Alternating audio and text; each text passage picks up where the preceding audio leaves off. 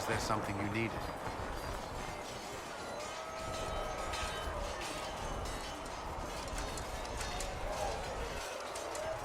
I'd like to know more about the Templars. If you need insight into what the Order is doing now, I'm afraid I can't offer more than you already know. Anything else, I will answer as best I can. Why did you join the Order? I could think of no better calling than to protect those in need.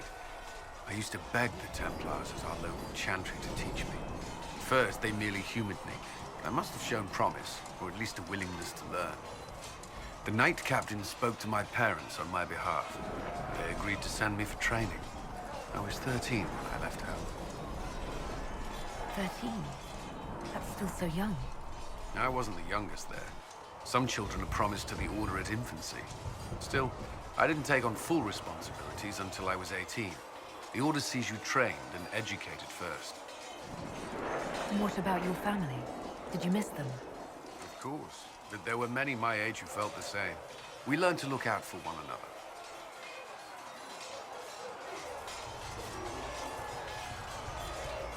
What does Templar training involve? There is weapon and combat training. Even without their abilities, Templars are among the best warriors in Thedas. Initiates must also memorize portions of the Chant of Light, study history, and improve their mental focus. Did you enjoy your training? I wanted to learn everything. If I was giving my life to this, I would be the best Templar I could. You were a model student.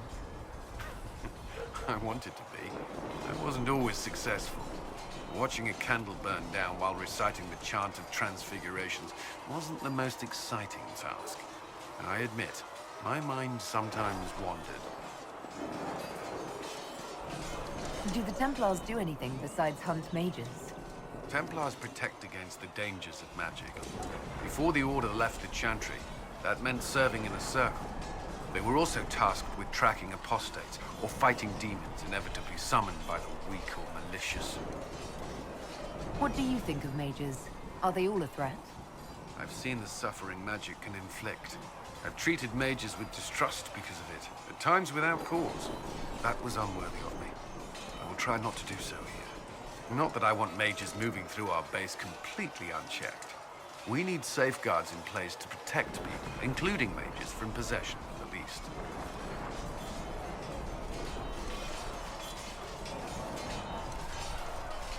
Do Templars take vows? I swear to the Maker to watch all the mages. That sort of thing. There's a vigil first.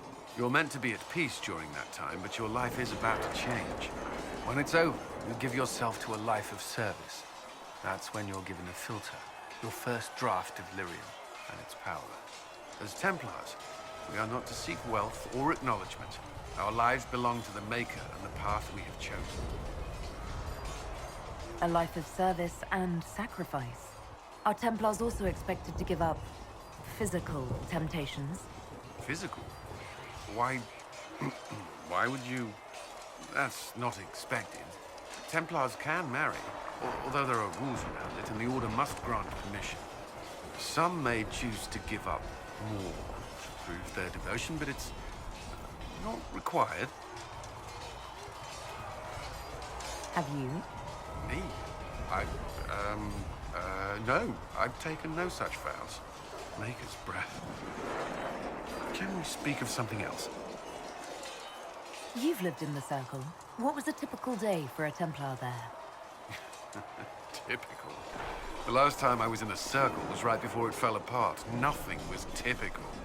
Before that, then? Certain rituals require a full guard. A mage's harrowing, for instance. I've attended a few. Most of the time, you merely maintain a presence, on patrol or in the circle, ready to respond if needed. Mages pretend to ignore that presence, but they're watching you just as closely. Do Templars and mages never speak to each other? Some do, but Templars are supposed to maintain a certain distance from their charges. If a mage is possessed or uses blood magic, you must act quickly, without hesitation. Your judgment cannot be clouded.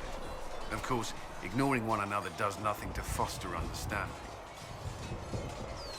That's all I wanted to know. Thank you. Should you require anything, I'll be here.